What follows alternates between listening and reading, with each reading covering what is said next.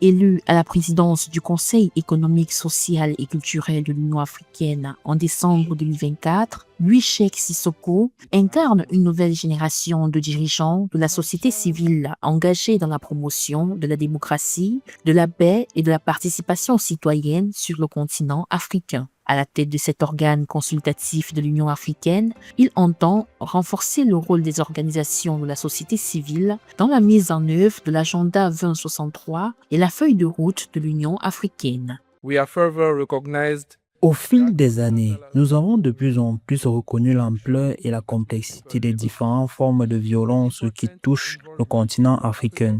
Il est donc essentiel de reconnaître et de renforcer la participation de la société civile africaine dans la mise en œuvre de l'agenda de développement de l'Union africaine.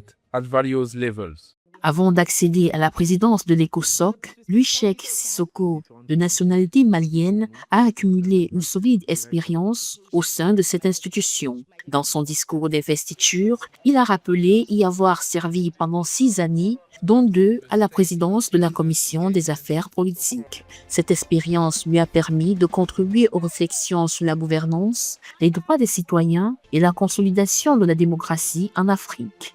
Comme souligné dans l'avis, la démocratie est une volonté fortement affirmée des États africains à travers les différents textes de l'Union africaine, comme l'acte constitutif, l'agenda 2063 et j'en passe. Depuis son élection, Cheikh Sissoko renforce le dialogue entre les institutions africaines et les citoyens. Sous son impulsion, l'ECOSOC a organisé le 4e Forum des citoyens africains à Malabo, en Guinée équatoriale, en juillet 2025, réunissant plus de 300 participants, ainsi qu'un dialogue sur la paix et la sécurité, ayant rassemblé plus de 150 représentants de la société civile africaine. Je reste convaincu qu'un peuple affamé, sans eau, sans emploi, sans perspective, en insécurité et danger permanent, qui n'arrive pas à satisfaire ses besoins primaires d'être humain, ne peut faire de la démocratie son premier combat.